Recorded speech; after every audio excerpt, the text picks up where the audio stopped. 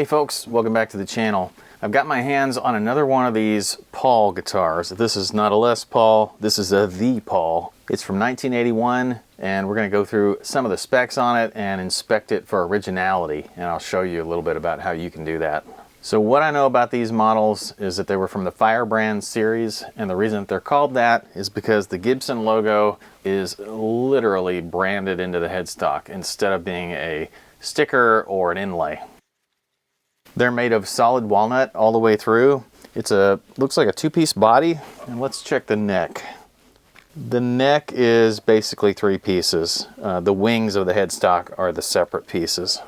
As far as I know, the original releases of these came in this sort of brown color. It's just a natural finish over the walnut, and a lot of people kind of refer to this jokingly as the coffee table burst because it looks like a coffee table. These things are supposed to have either T-tops or transition era pickups that are kind of like Tim Shaw's but not quite, and so we're going to take a look at that. They're supposed to have shallower hardware on the bridge and tail anyway, and they've got some of those milk bottle Grover tuners on there. They have some strange pot values. I think some of them have 100K pots and some of them have 300K pots or a mixture, so we're going to take a look at that and just generally inspect the guitar for any other issues we may find. Alright, so first things first, I'm going to take a look at the serial number. And this one is an 81 because the first and the fifth digits of the serial are 81. And it ends in 565, which tells me it was a Nashville build, and it has a day code of 118, meaning it was built on the 118th day of the year. Most of the hardware looks original. I can tell it has the original end pins, the original tuners. It's got the original jack and jack plate, which are kind of a stainless steel. And I think the bridge and tail are original based on the pitting and the chrome that I'm seeing. But we're going to have to take it apart before we're positive on that. And then I also think the pickups are original because they just look kind of crusty and they look like Shaw's. Let's take the back plate off and start the inspection.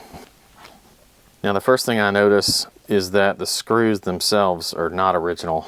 And that's not surprising to me. I just note little things like that, so somebody's been in here before. Okay, well, one thing you should look for when you're looking inside a cavity like this is whether or not any of the solder joints look disturbed. This one here is the only one that looks disturbed, and it looks like maybe it was resoldered at some point. The rest of these look okay. It looks like the pots are original.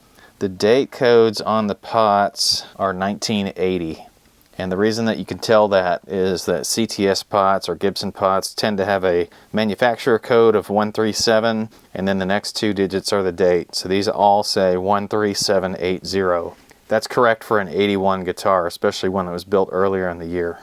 I don't know if there's a date code on the switches themselves, but I can tell from the solder joints on this one and also from the fact that there's a lot of powder buildup on some of the coating that it's an original switch. There's also a couple of signatures in here that look right. I'll get you a little bit of a close-up of this so you can see it in a still picture. Okay, the next thing that we're going to do is take off the truss rod cover and look under there, and then we will detune the guitar, take the bridge and tail off, and get a look at those pickups. While we're looking at the back here, you can see the contour that Gibson puts in these, almost like a Strat. It's got a little bit of a belly cut. Up here on the headstock, it looks like everything's original, and I'll get a picture of this one too so you can see what I'm seeing in terms of the truss rod nut. It basically looks like somebody's been in here doing a little bit of turning, and somebody maybe even made their mark inside here, but everything looks good to me. Alright, now let's detune and take a look inside the rest of the body.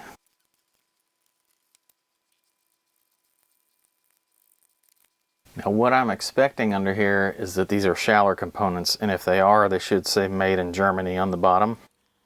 The tailpiece does not, but the bridge does say made in Germany. So these are more than likely the original pair. Maybe this is before they actually switched to a shallower tailpiece, or maybe it's just not stamped, but it looks to be the same age as the rest of the guitar. Before we take the pickups out, let's get a little bit of a reading on an ohm meter.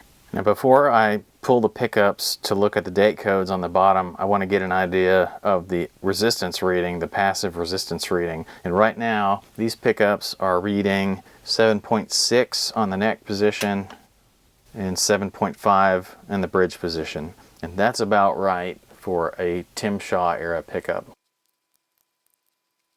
Okay, well they are ink stamped, and the ink stamp is the type that you would see on a transition era Shaw and not the type you would see on a later Shaw. A later Tim Shaw would have 2 sets of 3-digit numbers, whereas this one actually spells out the entire date, July 30th, 1980. Pretty much guarantee that's the original pickup. Well, this one looks original too, cobwebs and all. This one says August 1st, 1980. Pretty darn close to July 30th. So despite some repairs to the solder joints inside the cavities, I really think these are the original pickups. All the electronics are in fact original. Before I flip this thing over and take one more look in the back cavity, I want to point out something about the knobs themselves. These knobs have raised numbers on the inside. So the 0, 1, 2, etc. are actually raised off of the black surface. And that, in combination with the yellowing, makes me think these are the original knobs as well. Alright, and then one last thing I wanted to check in the back here were the pot values. I can't really get good readings off the volume pots, but the tone pots are definitely that strange 100K value. The part numbers being different on the volume knobs makes me think those are 300Ks. One other feature to mention on these, and you can really see it now that the strings are pushed to the side, but these have an ebony board, and that is a really nice feel. And they've got nice low wide frets as well. I'll get you a still picture of the Grover tuners so you can see what I was talking about there. But I think that's really all the features I can point out on this one. And you can see I've got quite a lot of work ahead of me to put this back together and get it set up again. So I'll get started on that. That wasn't really the point of the video today. I just wanted to give you an introduction into the Paul and show you what was going on and how to determine originality. So thanks a lot for all the likes and the comments. I love it when you guys use my Amazon links, and I really appreciate the subscriptions, and I'll see you guys next time.